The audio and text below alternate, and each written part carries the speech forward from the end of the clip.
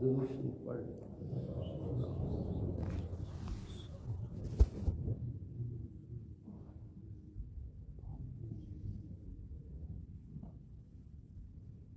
کیونکہ زوال کا ٹائم ذرا دیر سے ختم ہوتا ہے، وقت کم ہوتا ہے، اس لیے لمبا خطبہ ہم نے آج کل چھوڑا ہوا ہے۔ جب ٹائم پورا ہو جائے گا تو پھر اپنی ترتیب سے شروع کر دیں گے۔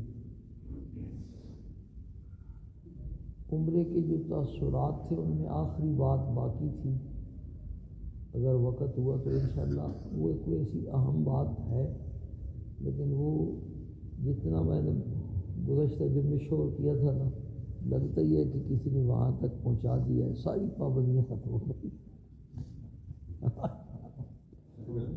اور یہ بڑی خوشخبری کی بات ہے کہ اللہ پاک ہمیں پھر لے جائے اور ہر مسلمان کو اللہ پاک بار بار لے کے جائے، آزادی کے ساتھ وہاں طواف کرے، عبادت کرے۔ یقین مانے وہاں ایسا مزہ آتا تھا نا، جیسی بچی اپنے بچوں سمیت ماں کے گھر میں آتی ہے نا، میکے آتی ہے تو اس کو ایسا سکون ملتا ہے، کوئی پوچھنے والا نہیں، سانس ٹوکنے والی نہیں، نند دیکھنے والی نہیں، شوہر کچھ کہنے والا نہیں، ایسے تو حرم میں ایسا سکون ملتا ہے۔ جب پریشانی ہوئی تو اس لیے کہ اس کا پھر اظہار بھی میں نہیں کیا۔ وہ اللہ پاک سب کو بار بار نصیب کرے۔ میری تو وہ اقامہ ہے میرے پاس، اور وہ تقریباً 7 ماہ کی چھٹی میں لگوا کے آیا ہوں۔ بڑی عید کے بعد یا محرم کے اینڈ پہ پھر جانا ہوگا انشاءاللہ، اور اللہ کرے یہ اسی طرح رہے، دوبارہ پھر کوئی لہر نہ آ جائے۔ تو ایک بات رہتی ہے، وہ انشاءاللہ مجمع جب آ جائے گا نا تو آخر میں مجھے یاد دلانا وہ کہنی۔ آج جو آپ کی خدمت میں بات عرض کرنی ہے، وہ پہلے کچھ پرانے دوستوں نے پہلے بھی کئی دفعہ کہیں سنی ہوگی، لیکن دین کی بات ہے۔ سب سے پہلی بات میرے دوستوں اور بزرگوں، یہ سمجھیں کہ اللہ پاک نے انسان میں اور جتنے بھی حیوانات اور جاندار ہیں نا، ان میں ایک بنیادی فرق پیدا فرمایا ہے۔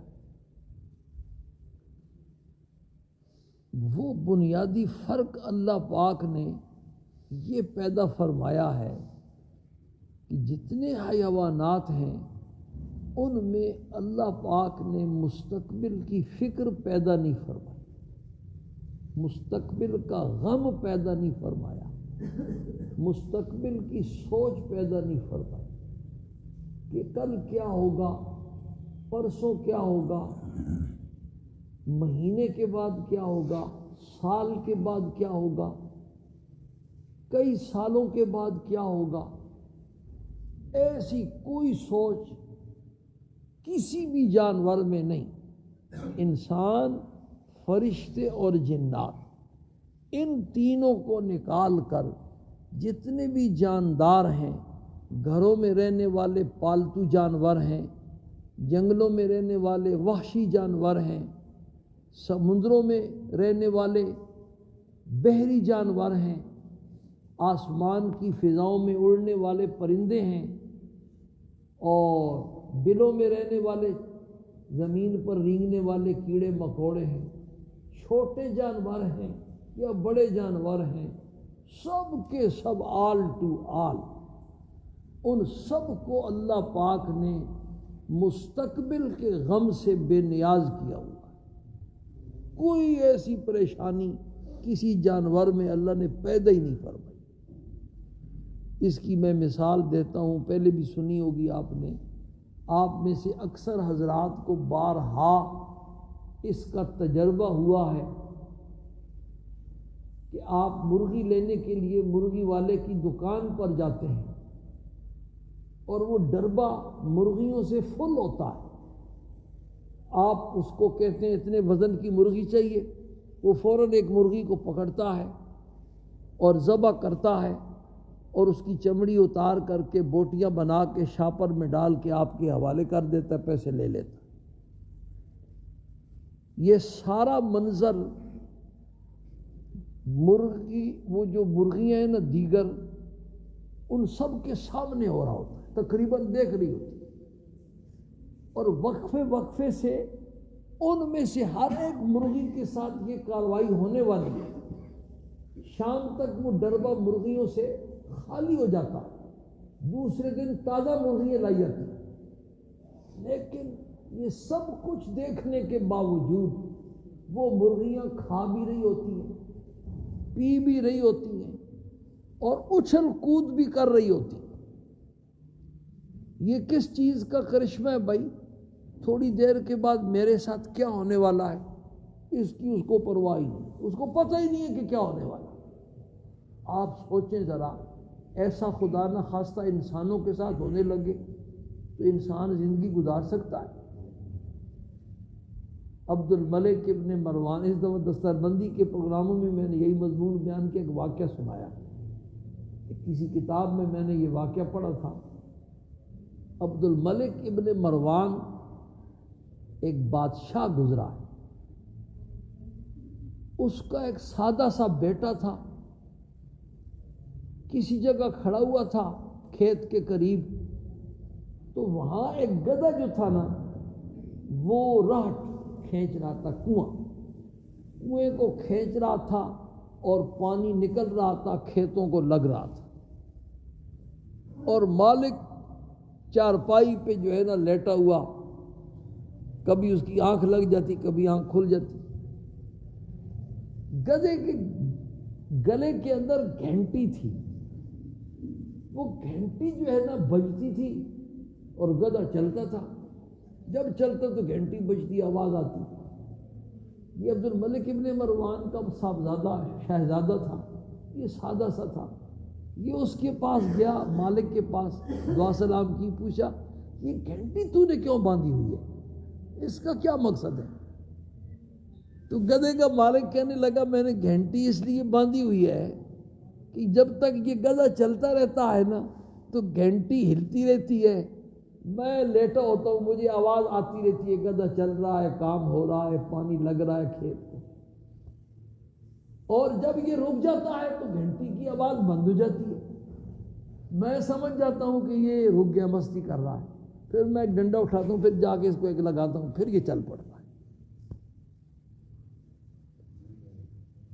وہ شہزادہ جو ہے نا وہ کہنے لگا گدھے کے مالک کو کہ یہ عجاب عجیب آدمی ہے، اگر یہ گدھا کھڑا ہو جائے اور کھڑا ہو کر یوں اپنا سر ہلاتا رہے تو گھنٹی تو بجتی رہے گی اور کام نہیں ہو رہا ہوگا، تم سوئے رہو گے۔ اس نے کہا بات تو بالکل ٹھیک کہتے ہیں، لیکن یہ تب ممکن ہے جب اس گدھے کے سر میں آپ کا دماغ ہو، تو پھر یہ ایسی کارروائی کر سکتا ہے، یہ تو گدھا ہے، اس کے سر میں گدھے کا دماغ ہے۔ تو بھائی اللہ پاک نے کتنے حیوانات، کتنے خوبصورت، کتنی طاقت والے، ایک شیر نکل ہے نا یہاں چڑیا گھر سے تو سارے گھروں میں بند ہو جائے، کیسی طاقت والے۔ انسان کا ایک چھوٹا سا بچہ 100 اونٹوں کی قطار کو آگے رسی پکڑ کے لے کے جا رہا ہے، ایک اونٹ کی دم کے ساتھ دوسرے اونٹ کی دم باندھی ہوئی ہے، وہ ہل نہیں سکتی۔ تو جتنے بھی حیوانات ہیں ان میں اللہ پاک نے مستقبل کی فکر کیا کی ہے بھائی؟ پیدا نہیں فرمائی، اور ان کے مقابلے میں انسان میں مستقبل کی فکر ہے، فرشتوں میں بھی ہے، جنات میں بھی ہے، لیکن ہمارا ان سے واسطہ نہیں، ہمارا تو ہم آپس میں ہم ہی سیدھے ہو جائیں۔ کہتے ہیں ہر جمعے والے دن فرشتے ڈرتے ہیں کہ کہیں آج ہی قیامت قائم نہ ہو جائے، کیونکہ قیامت نے جمعے والے دن آنا ہے۔ فرشتوں میں بھی یہ سوچ ہے، تھر تھر کانپتے ہیں۔ تو انسان میں اللہ پاک نے مستقبل کا غم پیدا کیا ہے، ہر انسان یہ سوچتا ہے کل کیا ہوگا، پرسوں کیا ہوگا، 2 ہفتے کے بعد، سال کے بعد، کئی سالوں کے بعد کیا ہوگا، یہ میرے بچے چھوٹے ہیں، جب یہ بڑے ہو جائیں گے پھر کیا ہوگا۔ تو اس کے لیے پھر پلان بناتا ہے، منصوبے بناتا ہے، ان کو تعلیم اچھی سے اچھی دلوانے کی کوشش کرتا ہے، پھر ان کے لیے مکان بناتا ہے، پھر ان کی شادیوں کا غم کرتا ہے، ان کے کاروبار کا، ان کی ملازمت کا، ان کی نوکری کا۔ پڑے گا نہیں تو پھر تیرا یہ حال ہوگا۔ میرا ایک بھتیجا ہے، یہ سیکورٹی گارڈ، میں اس کو دکھاتا ہوں تو اس کو میں کہتا ہوں نہیں پڑے گا نا تو پھر سیکورٹی گارڈ بنے گا۔ یہ بڈیرے جو ہے نا تجھے 15,000 دے کے سارا دن تو اسے ڈیوٹی لیں گے، کھانا بھی نہیں دیں گے، پانی نہیں دیں گے۔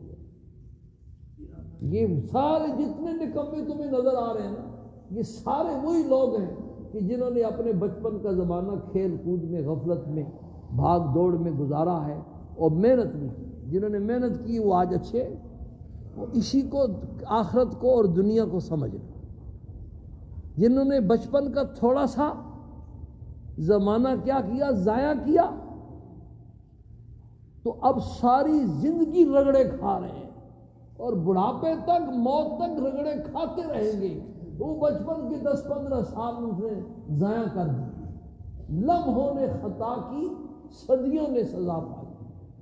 یہی حال میرے دوستو دنیا کا ہے۔ جنہوں نے دنیا کی زندگی جو ہے نا غفلت میں اس طرح گزار دی ہے نا، اور آخرت کی محنت نہیں کی ہے، تو ان کو اسی پر قیاس کر لو کہ ان کی آخرت والی لمبی زندگی پھر اسی طرح ہوگی بھائی، جس طرح یہ سیکورٹی گارڈوں کی ہے، بھیک مانگنے والوں کی ہے، مزدوری کرنے والوں کی ہے، اینٹیں گارا اٹھانے والوں کی ہے۔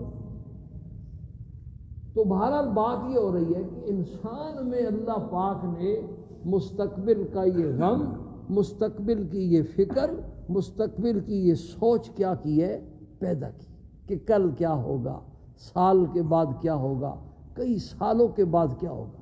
لیکن شرط یہ ہے کہ انسان میں عقل ہو، دیوانہ نہ ہو۔ بعض دیوانے ہوتے ہیں، یہ جو ٹرک ہوتے ہیں نا، ٹرکوں کے پیچھے بڑی عبرت والے جملے لکھے ہوتے ہیں۔ ایک ٹرک ہماری گاڑی کے آگے سے گزر رہا تھا، اس کے پیچھے لکھا ہوا تھا عقل نہ ہوئے تے موجہ ہی موجہ،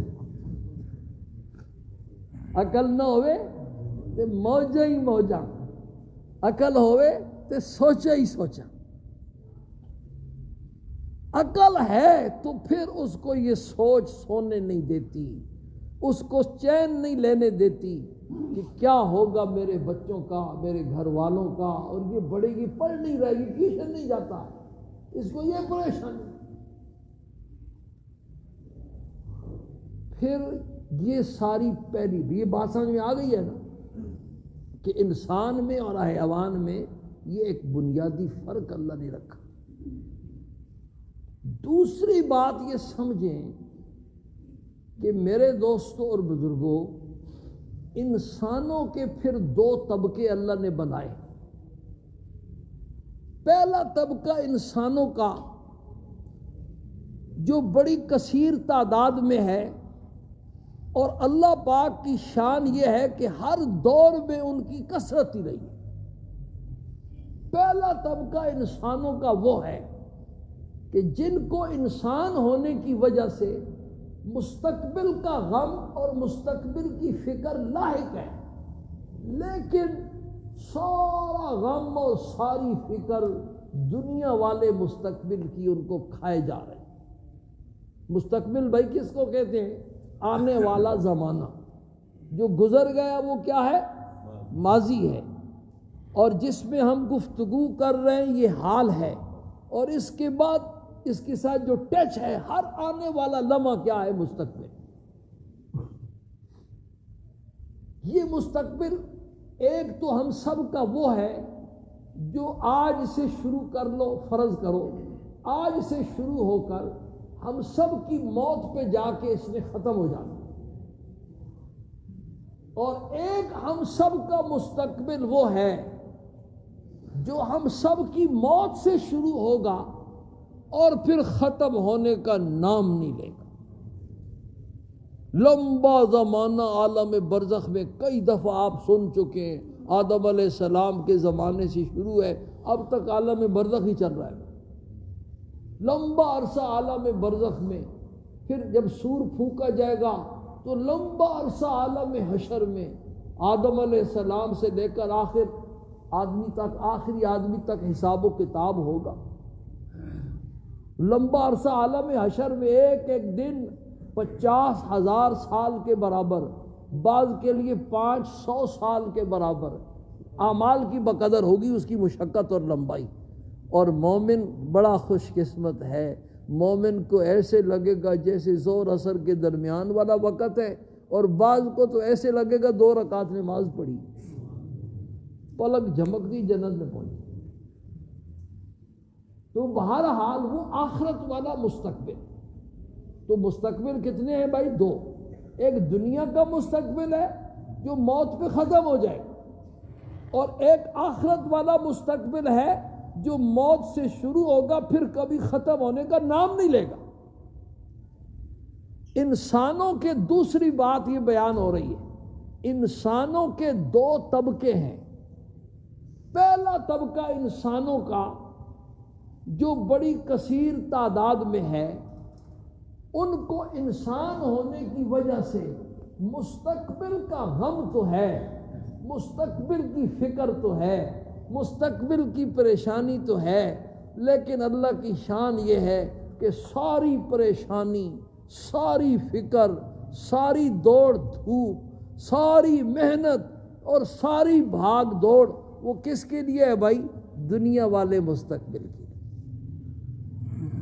کہ میرے ان بچوں کا کیا ہوگا، ان کی ملازمت کا کیا ہوگا. ان کی مسجد کا صدر صاحب ایک دن مولوی صاحب کے پاس آیا. رحمان صاحب غور سے سنیں. مولوی صاحب کے پاس آیا، آج میرے بچے کا انٹرویو ہے. میرے بچے کا کیا ہے؟ انٹرویو ہے، اور بڑی اچھی پوسٹ آئی ہوئی ہے. مجھے اصل میں انگلش نہیں آتی، تھوڑی بہت اونچ نیچ برداشت کر لیا.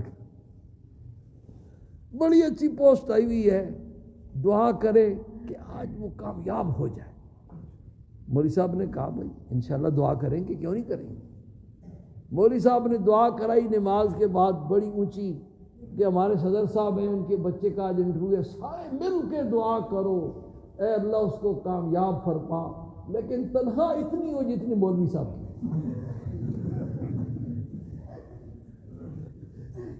صدر صاحب کہتے کہ یہ کیا بات ہوئی، مولوی انسان نہیں ہے. بہرحال انسانوں کا پہلا طبقہ اس کو یہ غم کھائے جا رہا ہے، ہر وقت دنیا ہی کا غم، دنیا ہی کی پریشانی، دنیا ہی کی فکر، دنیا ہی، ان کا کیا بات.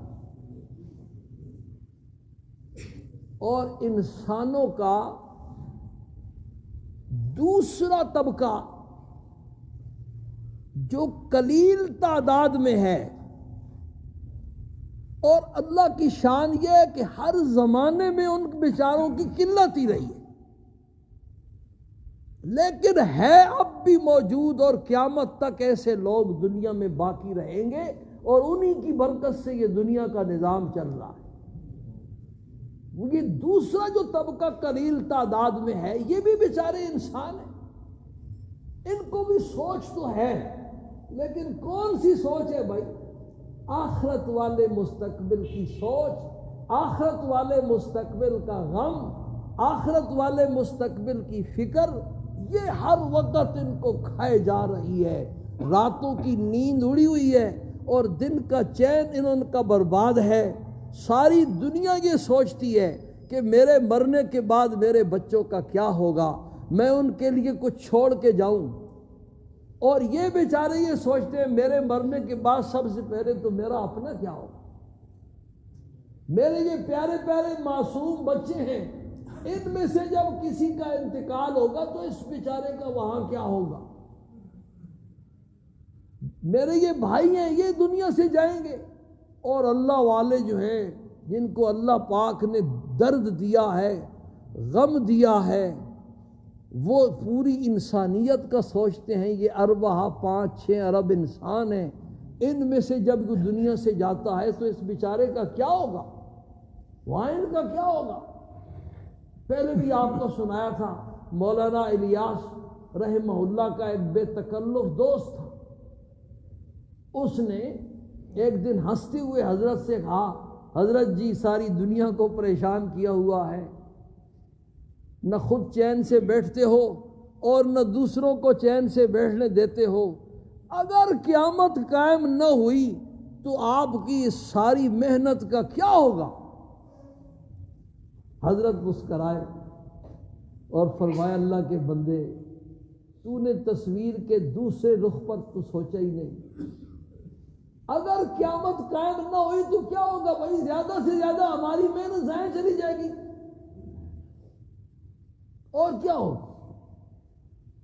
لیکن تو نے یہ بات بھی کبھی سوچی ہے کہ اگر قیامت قائم ہو گئی، جیسا کہ اللہ کے 1,24,000 انبیاء علیہ السلام نے اس کے آنے کی خبر دی ہے، ساری آسمانی صحیفوں میں، ساری آسمانی کتابوں میں اللہ نے اس کے آنے کا اعلان کیا ہے، فرشتوں کو گواہ بنا کر کے اعلان کیا ہے.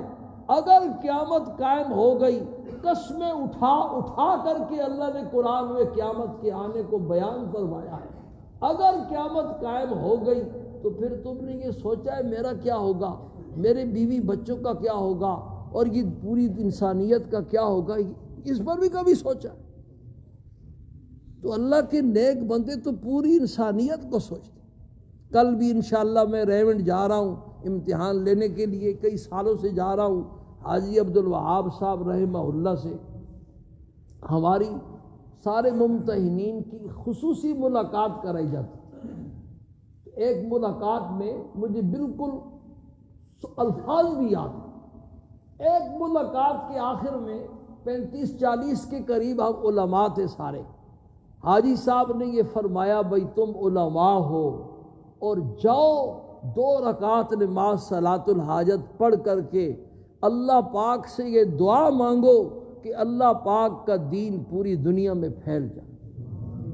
قسم سے کہ اٹھا کے کہہ رہا ہوں کہ حاجی صاحب نے یہ بات کہی اور فرمایا کہ مایوس نہ ہو، پھیل کے رہے گا.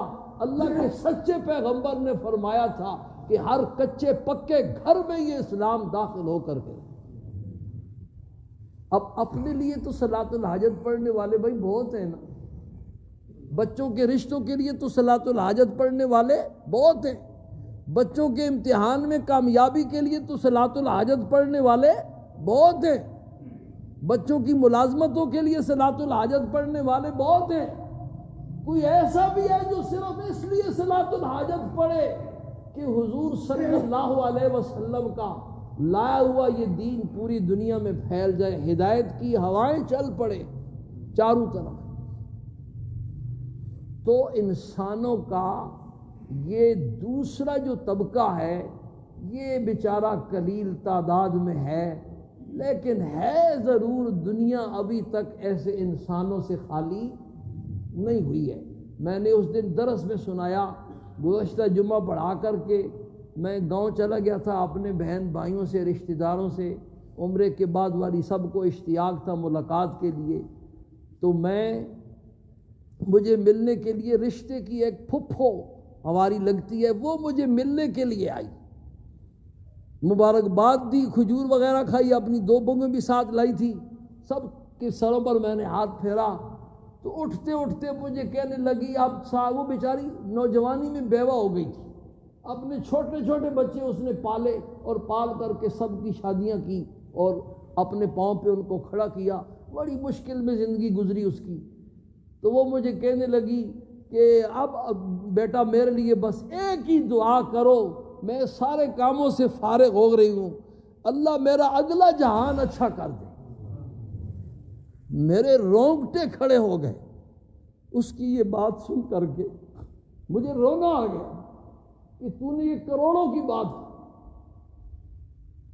کہ کچھ ایسے لوگ بھی دنیا میں ہیں جن کو یہ فکر ہے کہ اگلا جہان بھی ہے. بھائی سب کچھ یہی جہان نہیں ہے. وہ کہتی ہے اب یہ دعا کرے میرے لیے میرا اگلا جہان. ان پڑھ عورت، نام لکھنا تک نہیں آتا، انگوٹھا چھاپ. اب اس نے قرآن پاک پڑھا ہے دوبارہ پھر میری بھانجی سے، اور ویسے ہی پڑھا، بچپن کا پڑھا ہوا. میرا اگلا جہان اللہ پاک کیا کر دے، اچھا کر. تو یہ لوگ دنیا میں ہیں ابھی تک، ڈگریوں والے، پڑھے لکھے، تعلیم یافتہ، ہم مولویوں سمیت ایسے لوگ ہیں جن کو پرواہ ہی نہیں، موت بھی آنی ہے اور موت کے بعد اللہ کے سامنے پیشی بھی ہونی ہے اور یہ سب کچھ حساب و کتاب بھی دینا ہے. اور ایک ان پڑھ عورت یہ بات کہہ رہی ہے. تو دو باتیں آج ہو گئی ہیں. پہلی بات بھئی انسان اور حیوان میں اللہ نے یہ فرق رکھا ہے کہ حیوانات میں تو مستقبل کی فکر ہی نہیں، اور حیوانات کے مقابلے میں انسانوں میں اللہ نے مستقبل کی فکر پیدا فرمائی ہے. اور دوسری بات یہ بیان ہوئی کہ پھر انسانوں کے دو طبقے ہیں بھائی. پہلا طبقہ جو کثیر تعداد میں ہے انہیں دنیا کی فکر تو ہے، دنیا والے مستقبل کی فکر تو ہے اور وہی غم انہیں کھائے جا رہا ہے. اور دوسرا طبقہ وہ ہے کہ انہیں انسان ہونے کی وجہ سے مستقبل کی فکر ہے، لیکن ساری فکر کس کی ہے بھائی؟ آخرت والے مستقبل کی ہے کہ وہاں ہمارا بنے گا کیا.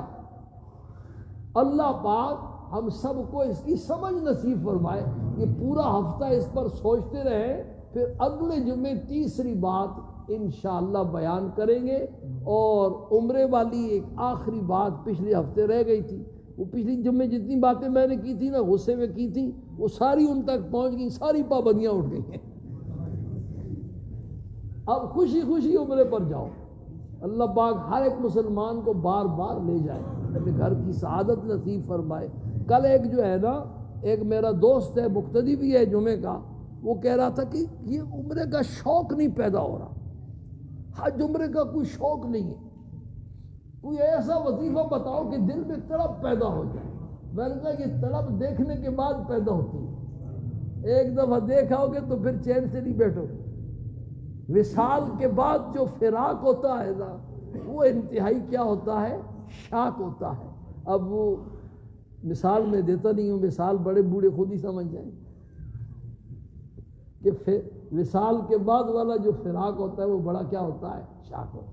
وہی آخری بات جو عمرے کی خاص کرنی تھی نا، غور سے سنو، وہ صرف وہاں کے ساتھ خاص نہیں، یہاں بھی ہے.